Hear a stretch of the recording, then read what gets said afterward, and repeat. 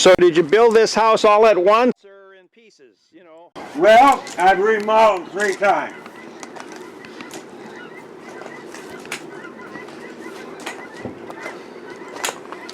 And what year did you build this? I started in 47. I had this is the first piece we had it on, is this breakfast nook.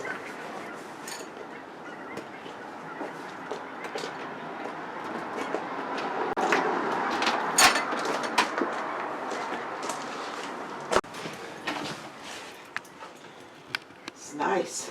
Yeah. Welcome, shut the door, come on in. I'm Diana Mall with Yesterday in Turner, the Historical Society here in Turner, Oregon. And this is Susan Roberts. She's also on the board of directors of the Yesterday in Turner group. And we're here with Melvin Baker, a pioneer resident of our city. We're going to get some history from him. Melvin, can you tell us a little bit about yourself? When were you born? Where were you born? I was born in a red house across from Ball Brothers called the Peck Place. The Pecks are named in this book. All right. When? The red house, right straight across the 2 small houses there now. But it was a red house, and the house leaked. So it must have been on the determined, because then my folks turned around and bought this house in Turner. Oh. My mother has wrote here on the note of this that they paid $600 for this house, and a year and a half later they sold it for $1,200. Very good. So what year were you born? 1924. And had your family been here? My family's been here in Turner since I say 52. They came across the plains in 51, but he spent the first winter at French Prairie. All right, yes. And then found out where they wanted to move. Yeah, and then he came across Central Howell. Timothy Hay was the shoulder of his horse when he came across. And I never told the rest of them this story. But I, in '79, made a trip east, and we visited some people in Wisconsin at North Star, Wisconsin, and spent the weekend with them. And on Monday, my wife wanted to go to Madison because my father-in-law had come from Switzerland to Madison the first time and worked in a cheese factory somewhat. So she wanted to go to Madison. So we went from North Star here and went this way to Madison. And as we went across Madison, we came upon a log sign, and I have a slide of it. It was about as big as those 2 windows and about, we'll say, almost 8 feet tall of logs. And it says the site of the Baker Sawmill. Baker Sawmill. Is that your family? Yeah. My Okay. daughter-in-law found this in her research on the Bakers, that my great-grandfather, sold in October. He was married for the first time at 37 years of age, about January 2nd or 3rd. I'd have to go get it, and it's in a box, a tote box like that in that bedroom, and I haven't got out to get the dates in my head. But anyhow, I know it's right at the beginning. He went home to Christmas that year because he was living in Wisconsin.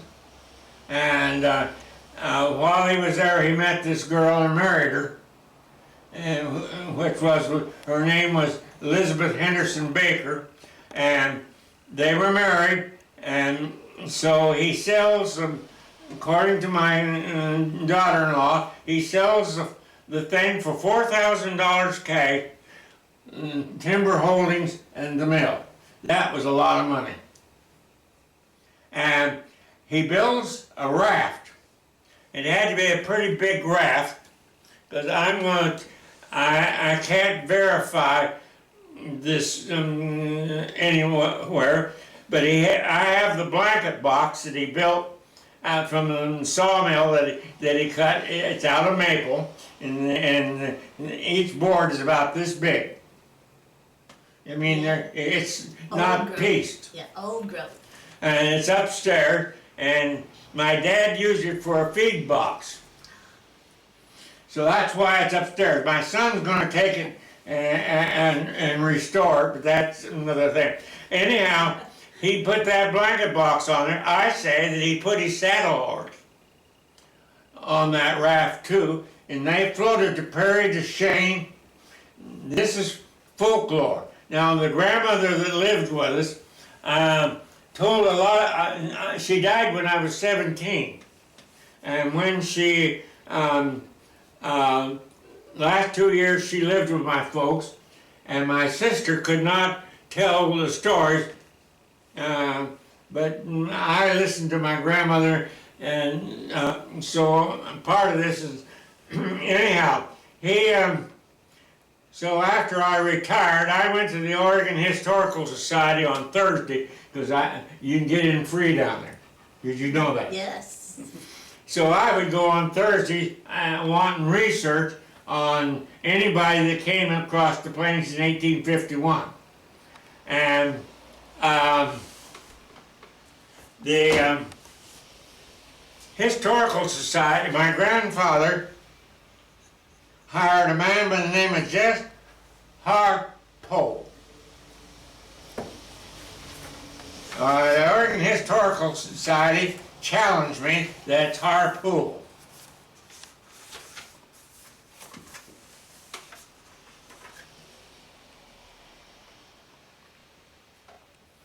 Well, anyhow, this book says pool. P-O-O-L, right? It's right in here somewhere. And so, Mrs. Miller, isn't that her name? Yes. She said, well, it's probably the truth.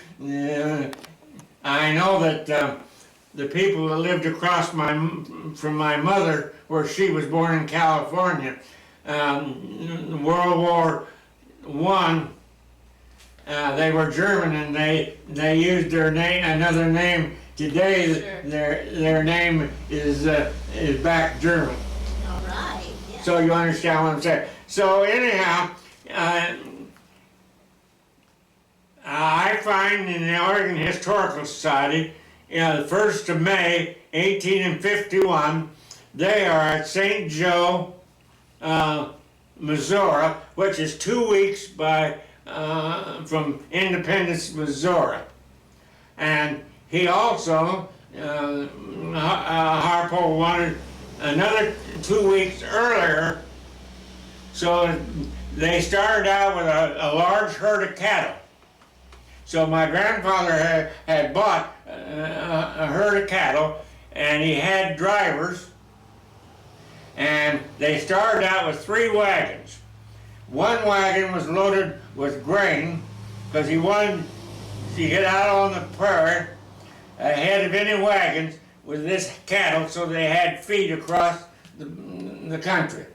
Well, there was also, before they left Independence, there was another bunch of people there wanting to come to Oregon. So he talked, they all going together in the wagon to Oregon, and they voted in William Harrison Baker the captain of the train. And I happen to know that he and Harpool rode ahead on saddle horses. So this is where the saddle horse comes back in. And anyhow, and my grandmother must have drove one of the wagons, and he brought two brothers with him. One brother was about 23 and the other one was about 20. And that was always a big question to me, where did he find the brothers? And anyhow, they went as far as Sweetwater, Wyoming. The cattle went to California to the gold fields.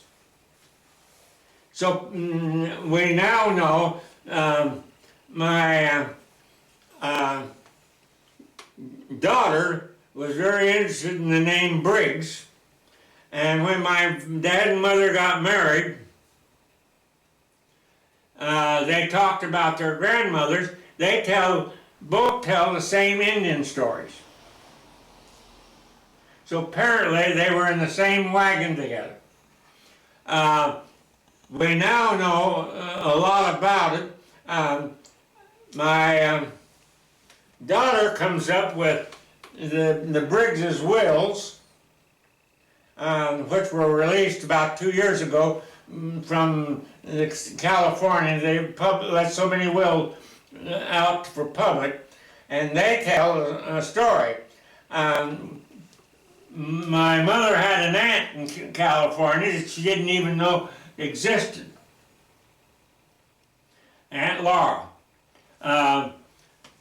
Cyrus Briggs left, according to my daughter, now she's chasing Briggses, and she came up on Briggses, and they left Massachusetts, and they came, and so he had a wife and two children, Briggs did, and Talitha Elvira, and I do not know what her name was, came into California in the same wagon train, because both told the same stories, according to my mother. And my mother lived with this this grandmother about 12 years, so that would tell you about her story. Well, anyhow, Aunt Maggie was Talitha Elvira's daughter, and she owned a boarding house in Sacramento.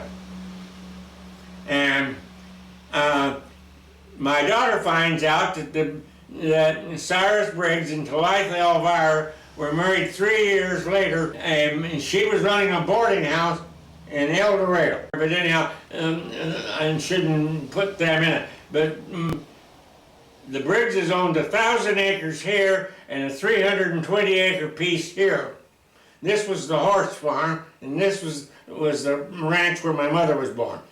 Well, anyhow, the cattle were here that winter. Now, go back to the story that my daughter-in-law finds that the baker that took the cattle to California tried working the gold fields for 2 years. And when he did come back to Oregon, he came and found his brother and gave him $4,000 in gold dust. Wow. Wow. A fortune. A fortune.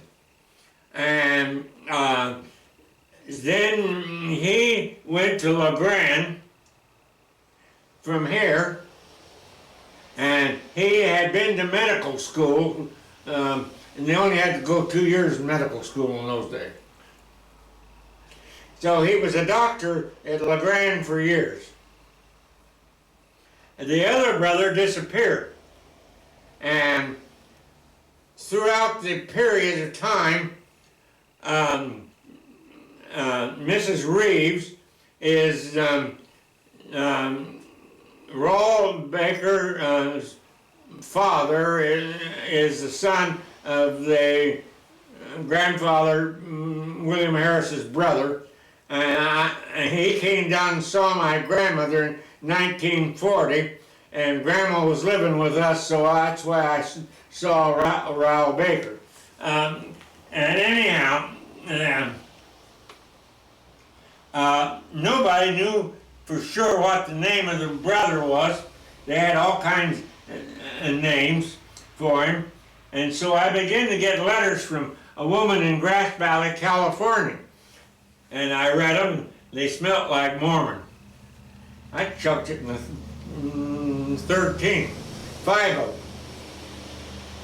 She writes me a letter, the 6th one, that I've been to Turner and I've been to Twin Oaks Cemetery, and she knew enough that that strip of relatives that the Bakers are buried in up in Twin Oaks, they're all related but 2 graves in that strip. Two blocks of graves. Maybe that's a better way of putting them. And anyhow, she said the last Baker put in was Perry Baker, so she goes to the Oregon Statesman, and the Oregon Statesman pulled an obituary on Perry Baker, and my sister and I were the only descendants because he was a bachelor. So she goes to the Oregon Historical Society. Well, I've been going to Oregon, so they knew who I was. So they gave them the address, and she came, and she said, in this letter to me, that we are a very prominent family. And are you the Melvin Baker that I want? And so I wrote her a letter, and we began to correspond, and William Harrison Baker was born in 1812 in the Ohio country on the border of what now is Ohio and Indiana. Actually, the town is in Indiana. My son has the rifle that William Harrison had made in Cincinnati, Ohio, probably around the time he was 21. Because he was 37 when he was married and came to and sold the farm and the sawmill in Wisconsin. And anyhow, that we find out that his dad's name was Marquis Lafayette. Good historical name. Mm-hmm. And so the one Baker that disappeared had no male heir. My dad's oldest brother spent a whole winter almost living in over at Walla Walla and various places, going to see everybody, because there's a certain set of names in the Baker family that every generation had.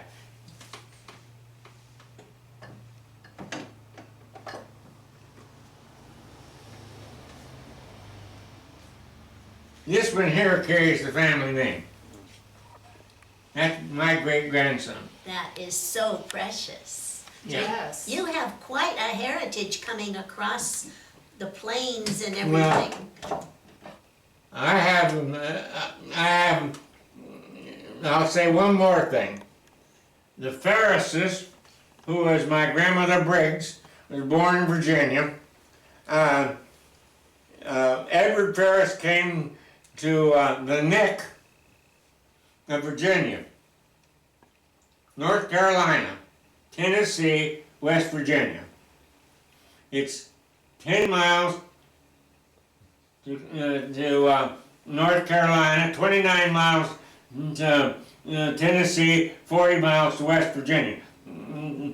Edward Ferris came to this spot in 1735. And he and his brothers came through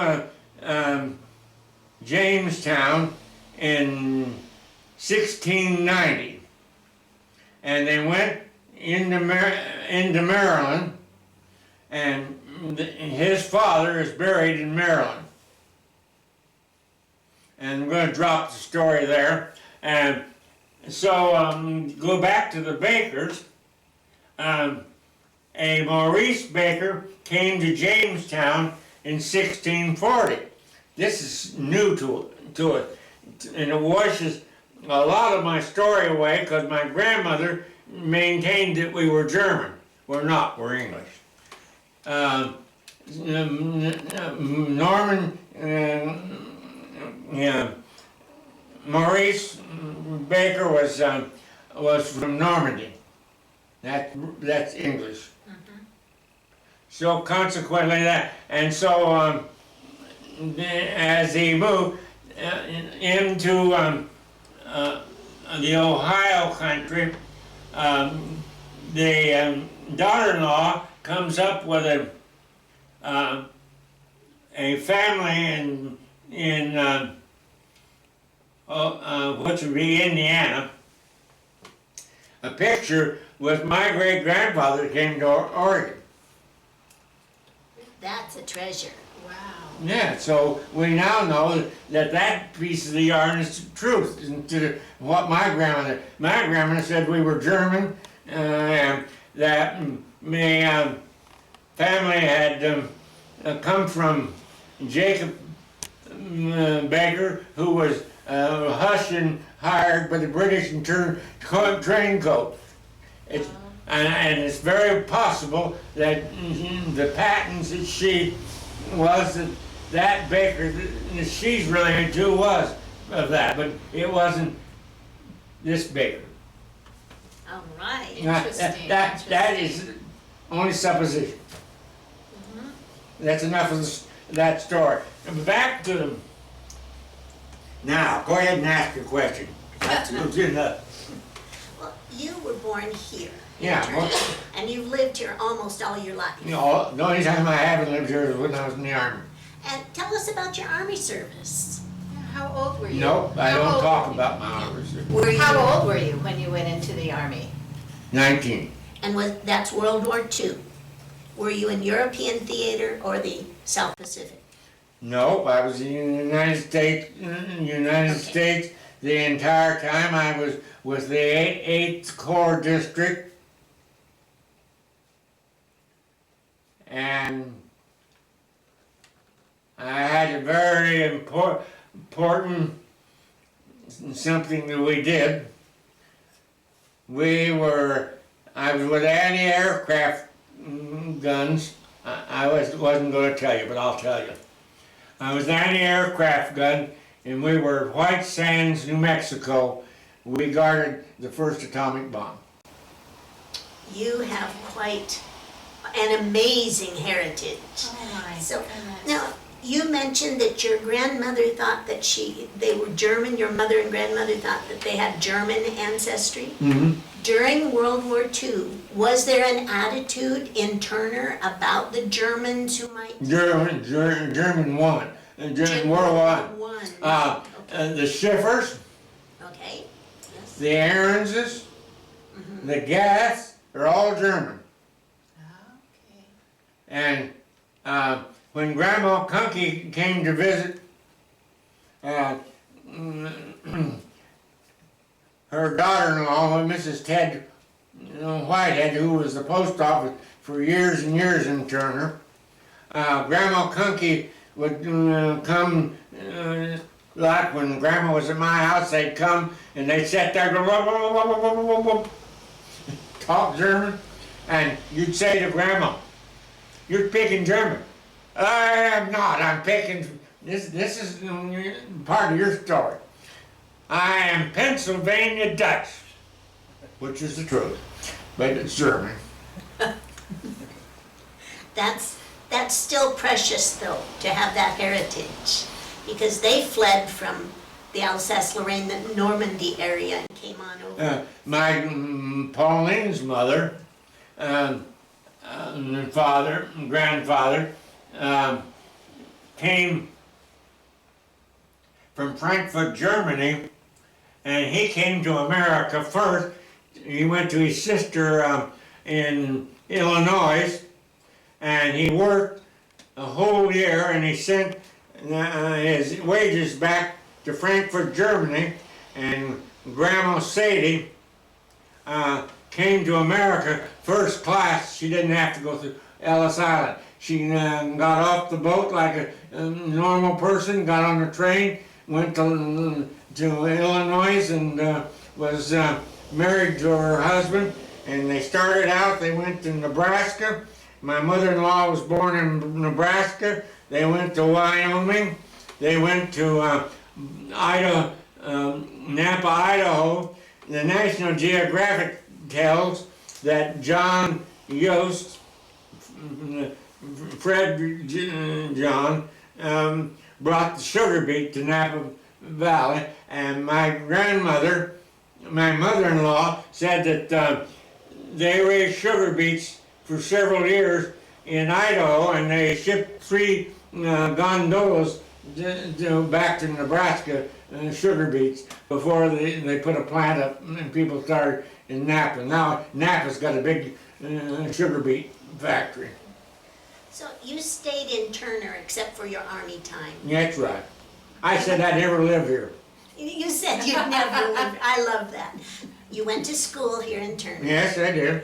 And tell us about going to school. You walked to school. Oh yeah. And what did you do at lunchtime? Went home. Went home Okay, for went home lunch? for lunch. All right. Did most of the kids go Yes. home for lunch? Or Yes. all of them went home for lunch? Yeah, except right during somewhere in the 30s, they had a school lunch program for a while. And a woman by the name of Mrs. Leap, and she lived in the caretaker's house on the Turner Tappan, where that old building that was the lunch or the dinner hall, Yes. there was a house there for the caretaker in my day. And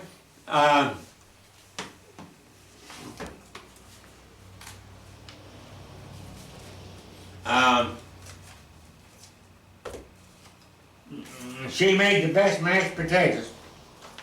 I was always glad to be there to. So you went over there and ate the school lunch? I loved it. You see this bridge here? Yes. No, yeah, in my let's see.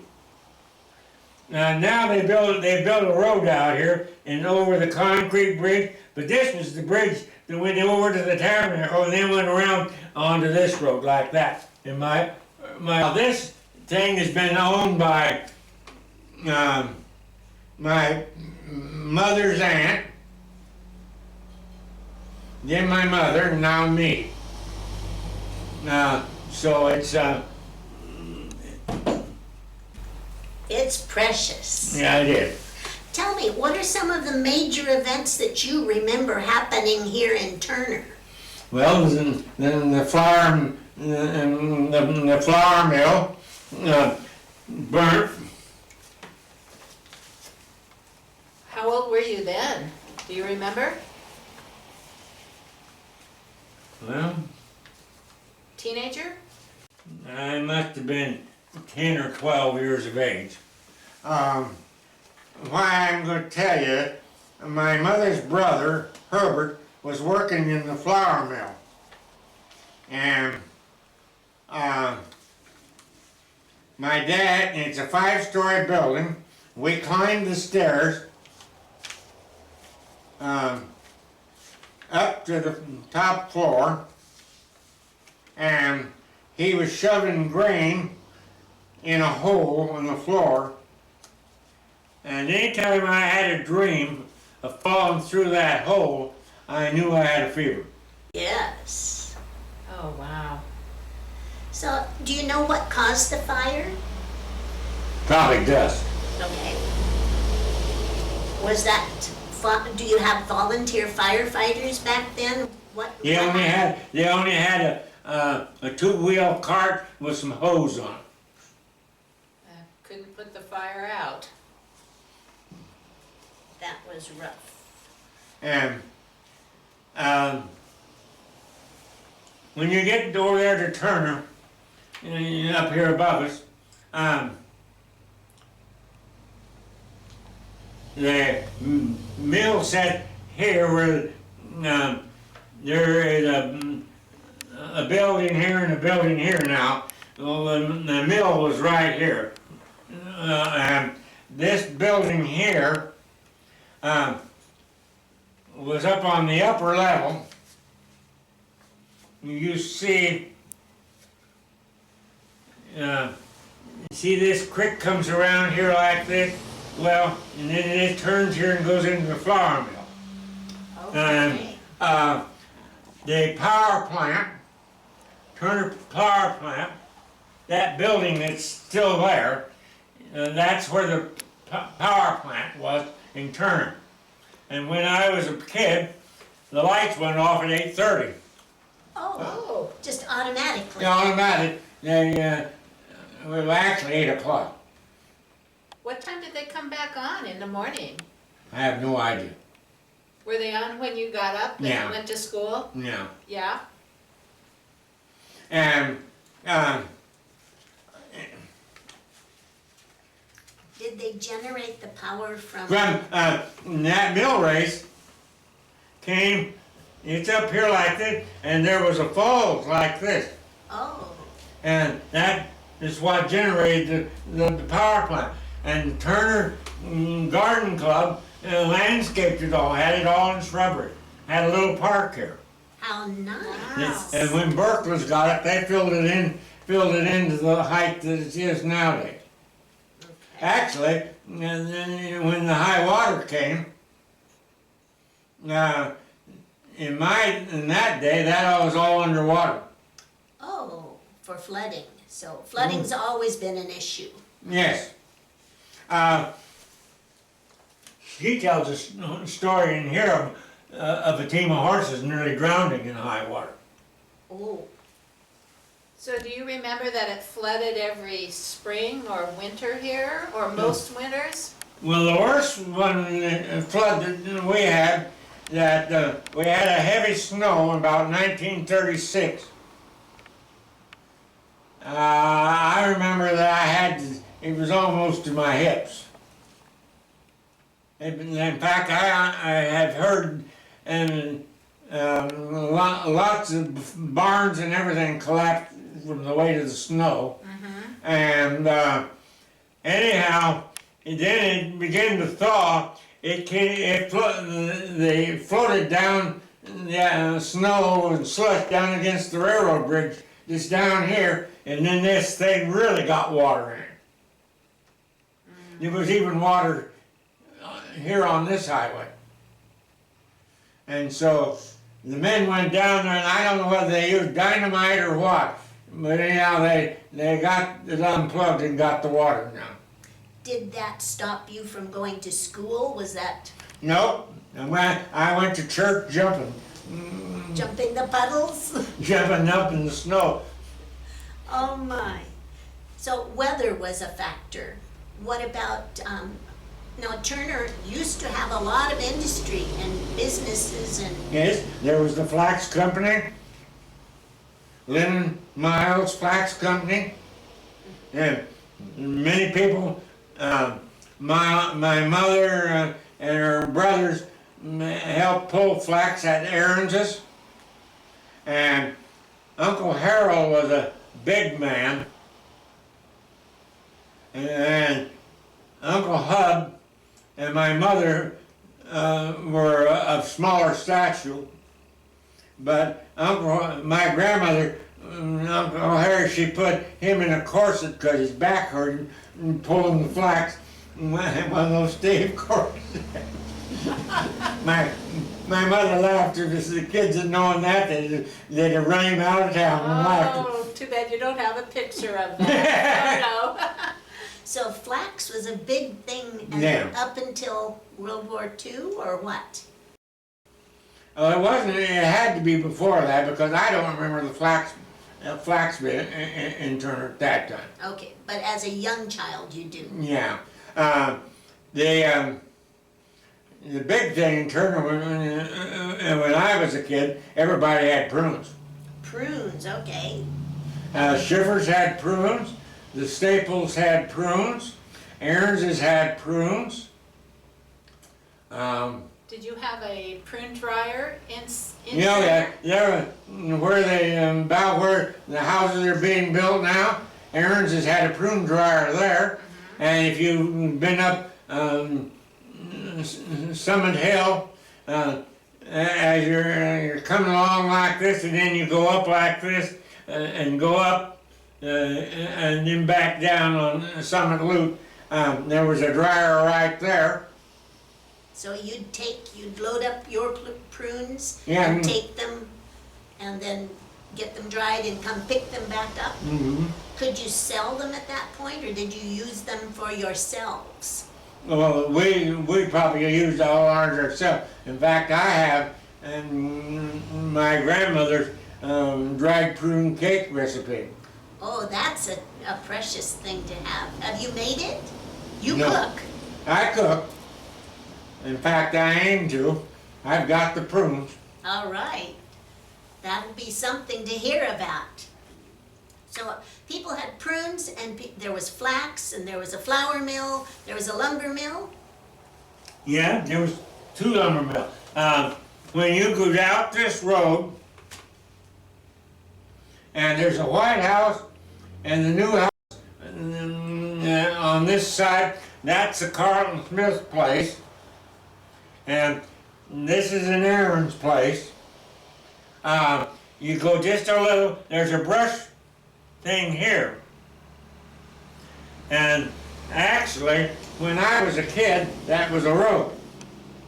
And there was a wooden bridge over Mill Creek on this side, and the sawmill set over there.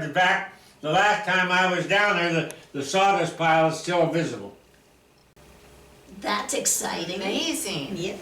Now, was there a wrong side of the tracks in Turner? Like, towns would say, oh, he lives on the wrong side of the tracks. No. Good. I'm glad we didn't have one. No. I gotta tell one story quickly. Dr. Staples was a woman, Mary Staples, and she and the Staples, and that is the Garth Rouse place now. And Mrs. West Smith was a Staples. And Mrs. Morrison, Mrs. Childs, Dr. Staples, Mrs. West Smith, my grandmother, being a Virginia, was, because she was a Virginian, she was a lady, and their opinion. Mrs. Alex Morrison was the Sugar family attorney in San Francisco. He got $1 million for settling the sprinkled sugar original will without taxes. My And Unimaginable amount of Mrs. money. Childs and them would all come to Turner in August because San Francisco is one of the worst months for fog. And the White House that's across with the chain fence is an R.O. Thomas house. And R.O. Thomas built the big house. This is 5th and Whipper Road, and that's the Cromwell house. This house was built by R.O. Thomas. And and Wes Smith bought the R.O. Thomas house when they built and moved into this house. Then when this Wes Smith retired, he moved, she and him moved in with my grandmother, who was a widow, and lived with them until they bought the R.O. Thomas house on that side of Turner. And that house is where all these wealthy women were together. All right. So Dr. Mary Staples, what kind of a doctor was she? She delivered, according to her obituary, she had delivered most all the original whippers and Hunsakers and all that. She had been. She was a medical doctor, and she delivered the babies and took care of things. All right. I went to her funeral, her burial from San Francisco, and my daughter was only maybe 3 years of age, so my wife stayed in the car with the girl. And I got out and went over. Mrs. West Smith was 103, and she was there in the car, and I went and talked to her. And the undertaker came up to me, and he said, "Young man, will you help me carry her coffin?" So I went, and I was in the middle. And Walt Miller thumps me on the shoulder and says, "Young man, trade with me." So I get the tail in the back position. I'm with this side with my hand. And so when we took the casket off the hearse, we nearly dropped it. It was so heavy, we carried it 8 inches bent over to the grave. Oh. And it was a bronze casket, and it had a brass plate on Dr. Mary Staples. Did you have a post office in Turner? Yes. What kind of, did you pick up your mail or have Yes, a mail you picked person? our mail up, Okay. although we had boxes. Had mailboxes, okay. Did you have a newspaper? Yes, I'll show it to you. Okay. All right. This is the The post office. this is the post office here, and the paper was here, against this building right here. Turner Tribune. Mm-hmm. Did you read the newspaper when you were young? No. No.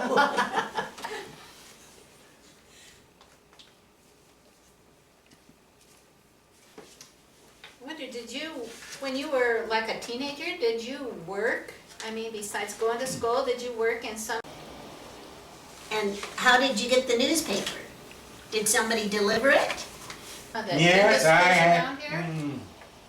I did.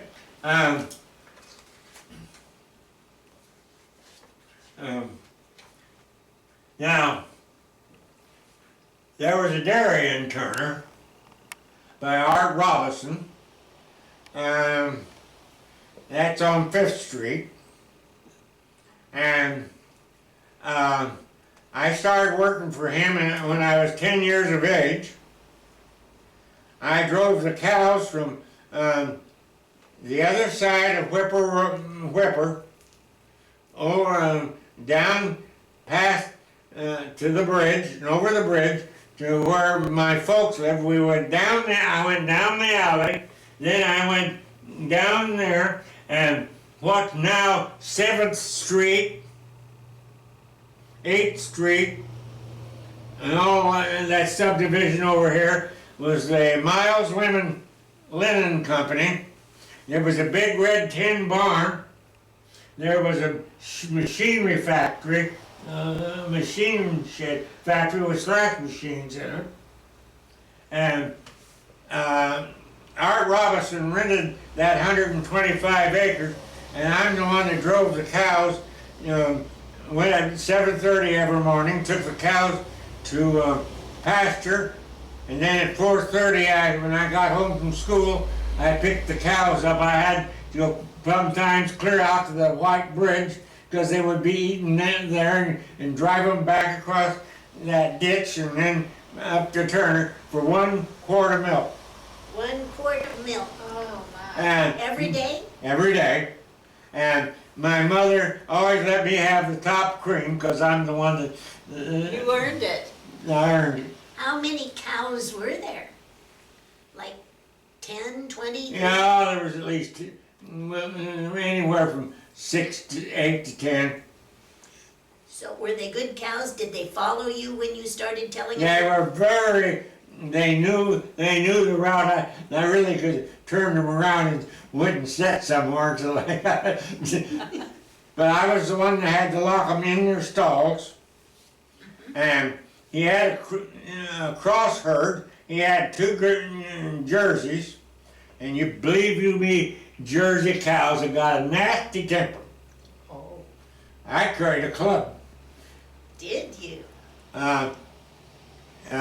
If I had to go in and drop the wooden space so that they were locked in the stall, and when finally I got to where I walked in front of them and tripped the thing, because they'd try hooking me with their horns. Ornery. No, Ornery. no wonder your mom let you have the cream. Oh, that's amazing. What kind of social activities did you kids do? Well, where the Turner Reservoir was our sledding area, we took the fence down every year. And we could just slide clear up almost.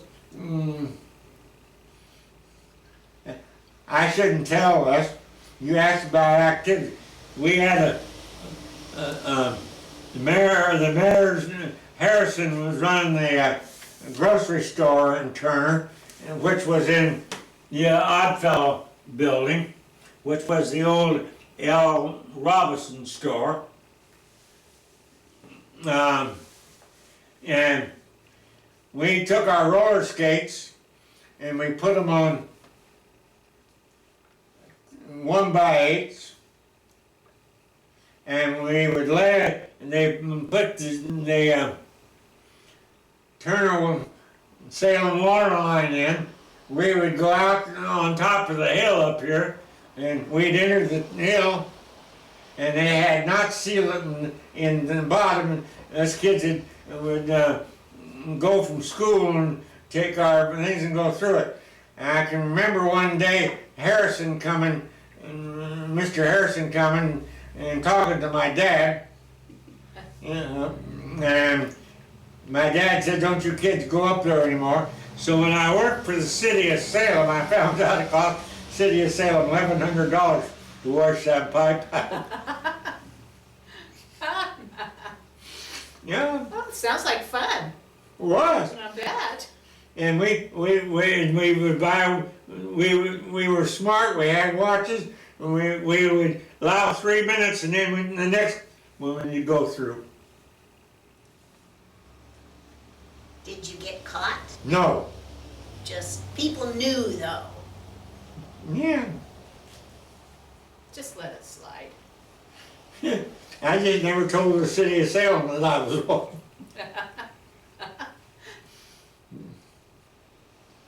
So, the high school was right here in Turner also. Mm-hmm. And did they have like dances and things No, like we that, didn't. activities like No. that? No, No. you just went to school. Just went to school. Were you a good student? All but typing. Typing. You had to take typing? I don't know why, but I did. So what did you do after you got out of the Army and came back? I went to work for Berkman's. Okay, I worked for him for 24 years. So, did you lived right here still, so you could I just don't- walk to work and everything? I just walked to work. And you told us that you had built this home in 1941, is that right? 47. 1947, after World War II had ended and Um, things were picking up. My dad, we were renting a house that my dad had, and my dad gave the house to my sister, and so we moved in with Dad from, we'll say, about 3 months, but we had already started this house. And so when we moved into the house, we had put that wall up, this wall up in here. We had a footboard across the kitchen here. We had a hot plate on it, and we did have the kitchen sink. And we slept in that bedroom, and we moved here about, we'll say in April or May, and we had the construction toilet right out there. And for our wedding, first anniversary wedding, we bought the toilet for the wedding gift. We had built the septic tank and had it all ready for it. We were delighted to have indoor plumbing. Yes. So we built the house around us. And I have remodeled the house more than once. I have tore all this out in here. And originally this was all Furtex. There is 3 ceilings above in this house. We had a fire right after we finished the house in the garage, and it damaged the kitchen, and this was all smoke damage. And so I told the insurance company, don't tear the ceiling out, just put a new ceiling over top of it. Because I had made the house 8'1", and so consequently, I still have 8 feet in here. All right. You understand what I'm saying? Yes, I do. You didn't lose any ceiling.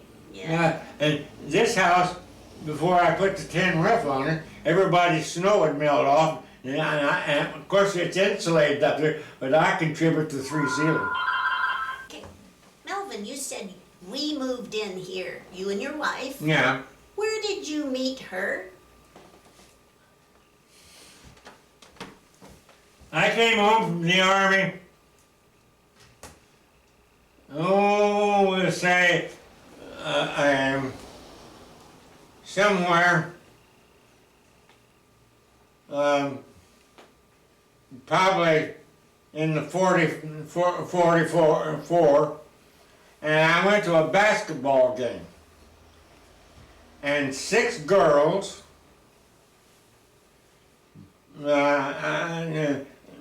come up and flocked around me. Were you in uniform? I was in my uniform. Okay. Wait to hear about this. I bet you were very handsome. I can show you my picture. Let's hear the story first. And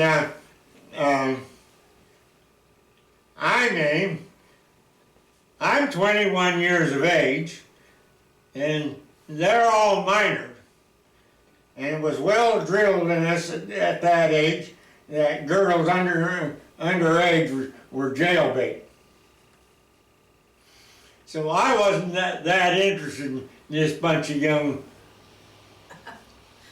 juniors, girls. And one of them was my daughter, my wife, and she on that Sunday after that was ranting and raving to her sister-in-law, and my sister-in-law bet her $5 that she'd marry me. And of course, she was absolutely wasn't that. And so my buddy lives here. He and I got out of the Army in 45, and he was nuts over a certain girl, so I made a blind date for, and this girl really made a play for me,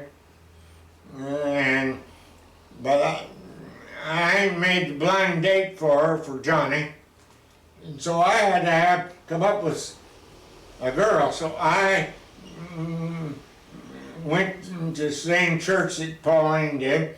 It took me 2 hours talking her into going with me. Where did you go?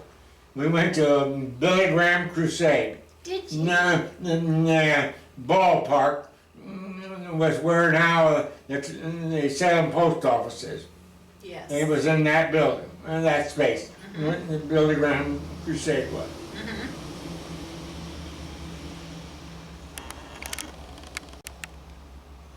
And how long before you married her after that first? I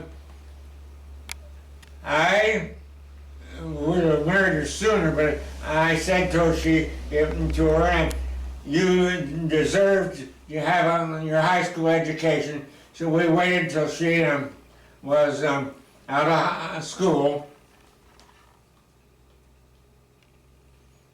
And that would be a year and a half later, and that's when we got married.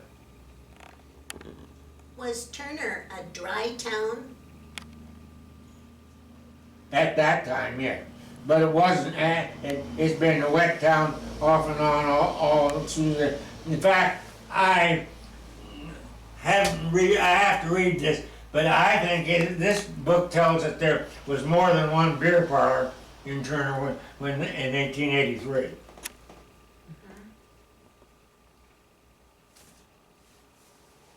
What about the Elks and Oddfellows and things like that? No, it was Oddfellows and Mason. Oddfellows and Mason. And it was the Rebecca's and the Eastern Star.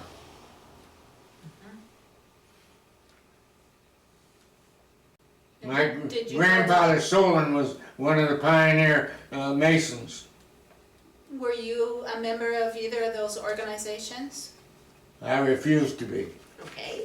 How And you have to understand, Uncle Jay was a Mason, Uncle Hub was a Mason. The Masons came to me more than one, wanting me to join. And I have a few pet peeves against Masons. So I'm not gonna, that's my own opinion. That's fine. That's okay. It was a big part of that pioneer Yeah. movement this way. Mhm. So, what about church activities? There were lots of churches in Yeah, town. I went to the Christian church till I was 17. And I'm going to shortcut this story. It was Depression days, and they had a squabble in the Christian church. And I'm not going to enumerate on it. And my mother said we didn't have the money to go to Salem to church, so we would go to the Assembly of God, but we don't have to join them. Oh. And they were in the creamery at that time, the Assembly of God was, and the creamery was like this, and the door was here, and the door was here. And this was we'll say it must have been the office. And then you went in here, and this is where they had their church. This was the loading dock, and that was where the pulpit was. And so we'd go, this is close to, we'll say 11 o'clock, whatever it was, and we would sit on the front bench in front of the pulpit. As soon as they closed, we got up and we run out here. And several people that had been in the Christian church were now members of the Assembly of God. Mrs. Tom Heron, the black wall that's down here in the field, it's got the bad top. Yes. That nut came across the plains in 1843 or 44. They also, the people of the Blue Bucket Mine. If you, do you know the story? Yes. Okay. And they planted that. So when Mrs. Pancos, who was Mrs. Tom Heron, now Tom Heron and Solon Baker were the same age and went to school. And they went to Wetzel School, and they were 21 years of age. and they were still in the 8th grade. And that year, they were 21. They had 5 teachers so far that year. The boys that were 21 were marrying the school teachers. They had 5 of them. So they went to school, Solon did, and when they went in, the desk was up, let's say up front, and there was a chair with a saddlebag on by it. But there was nobody visible. And about 10 minutes later, a man appears. Where he'd been, whether he was out walking in the woods or what, that's a question. And the rascals became, they had their rulers drilled, a wooden ruler, and they could bring them like this, and they fed them with clover seed, and they go rat-tat-tat-tat-tat-tat across the ceiling. They also took matches and made darts with them. And one set of boys did fur-lined the girls' toilet, one with degraded their hides. My grandmother, I'll sidetrack the story here for a second. 3 of the board members had sons, 1 had girls, and this woman would come back from the toilet, and she was just frothing at the mouth, and my grandmother said, "It's too bad all your girls are, your boys are girls." What kind of discipline would happen for pranks like that at school? None. None? None. Were there disciplinary things that did happen at school? No? Yeah, they even one time, more than once, Coleman Tracy, Bill Ball, Uncle Jay, my Uncle Hud, my Uncle Perry would come. Uncle Perry lived with us. He was blind. They'd come and visit him. Pauline and I would sit over here at the table and listen to him tell the story. I'm telling, this is part of the stories they were telling. And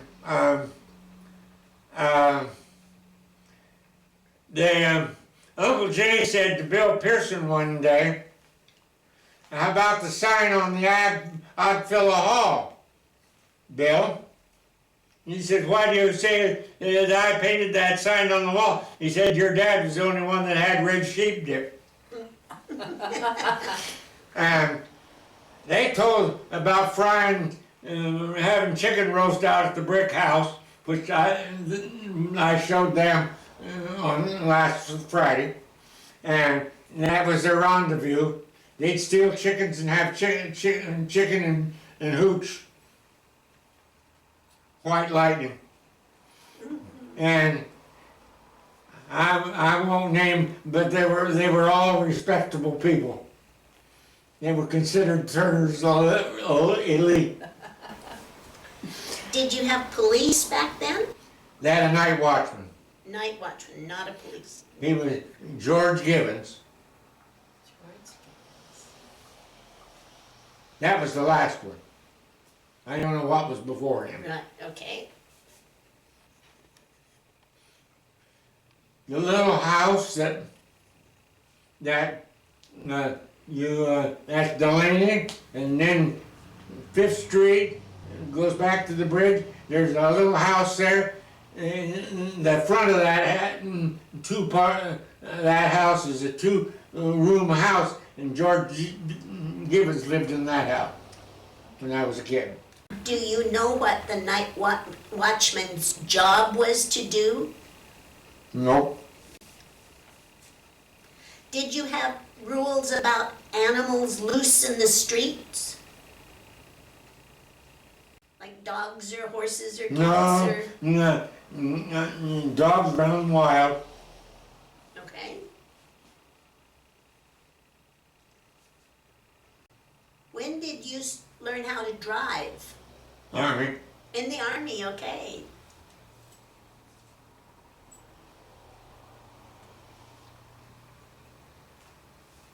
So you've lived in Turner almost 90. over 90 years.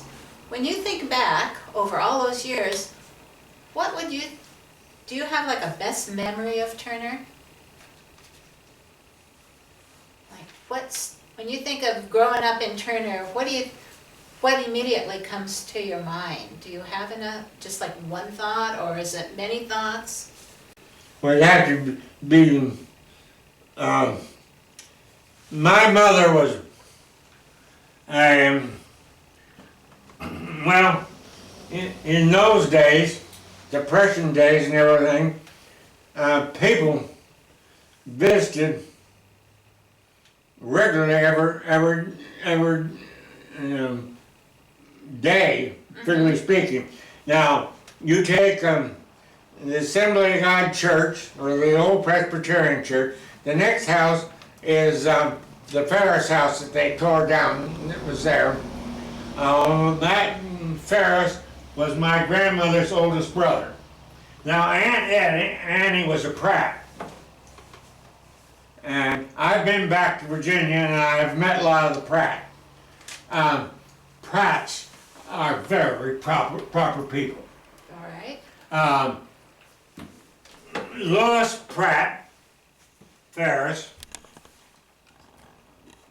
is 96, and she and I talk by telephone regularly.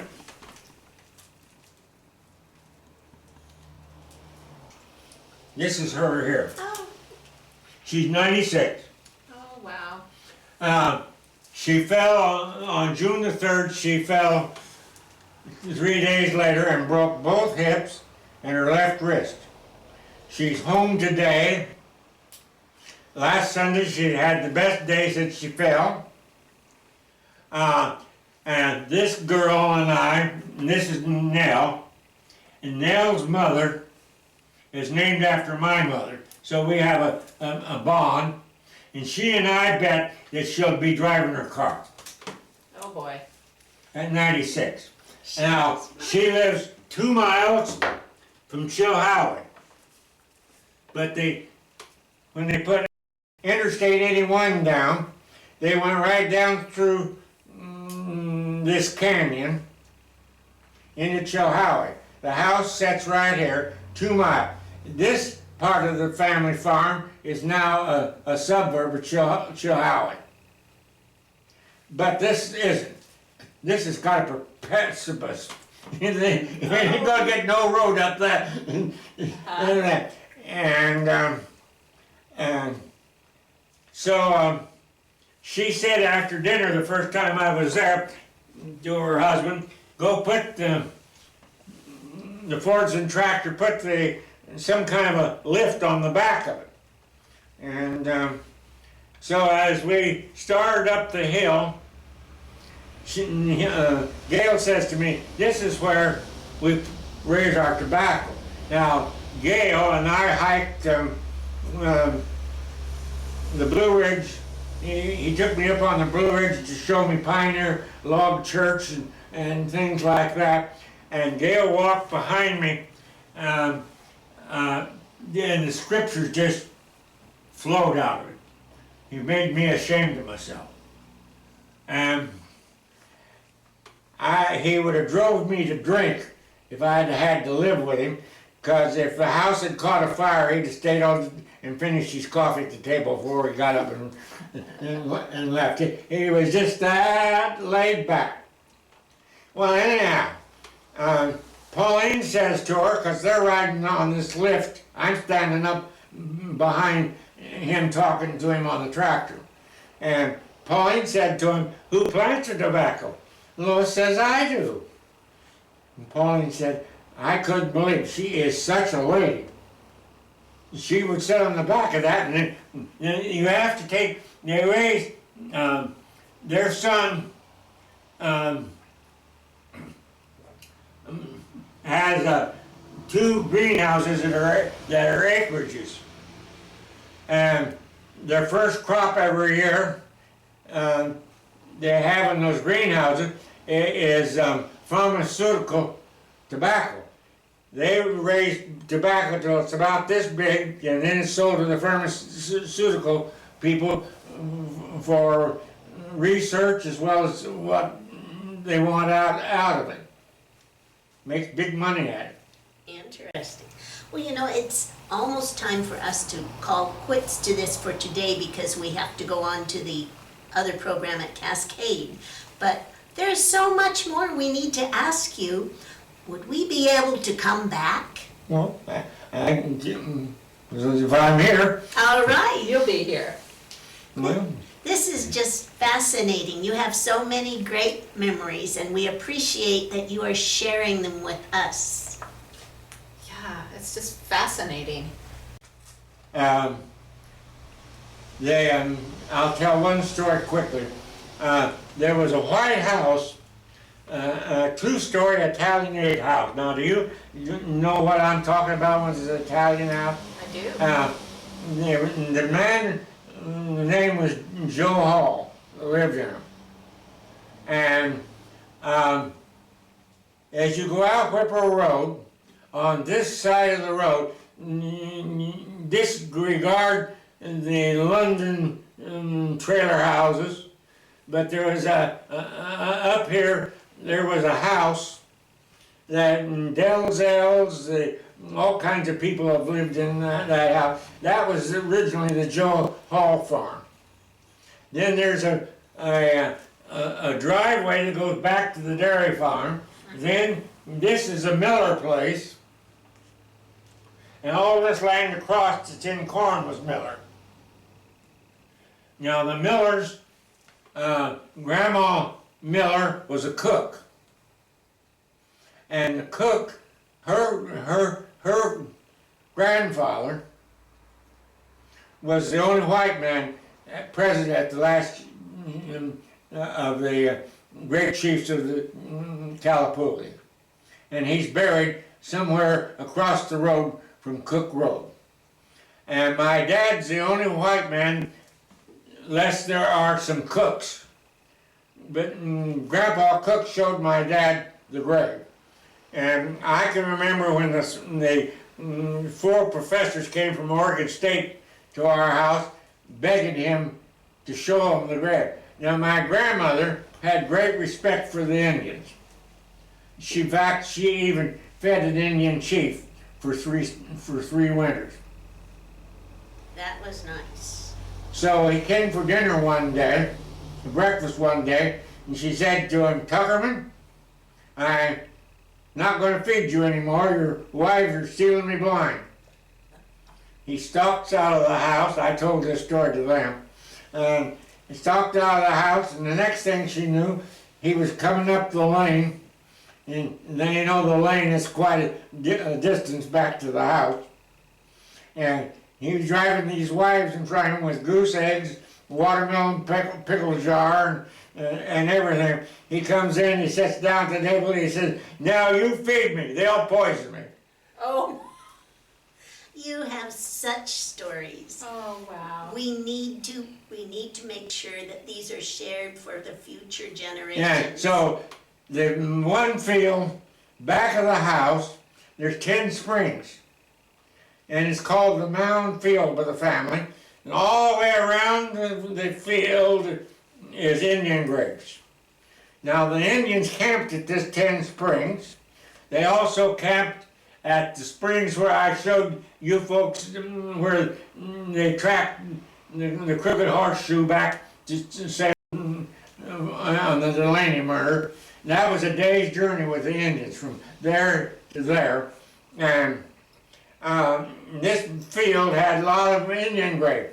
My grandmother purposely had them obliterated because she did not want the Indians disturbed. Because she had great respect for them. That was a precious attitude. And she could even speak enough jargon. To communicate with them? Mm-hmm. That is wonderful. What a heritage. Thank you so Mel. much for taking time to talk to us. Yes, Melvin, it's been great. Love to do some more talking in the Yes. future. I want to hear more stories. Yeah. Really good. Stay put for 1 second. Oh, this is you, isn't it? This is me. This is, This is the artist is from Carmel, California. He's famous for doing cats and dogs. Well, I think you did a great job. It's Didn't you? on- it looks as good as a People. photograph. Carmel, California. Beautiful. See, I knew you were a handsome young man. Yes, wonderful. Great story. Thank you so much, Melvin. Really enjoyed listening to all the history. Got a fabulous memory for names and dates.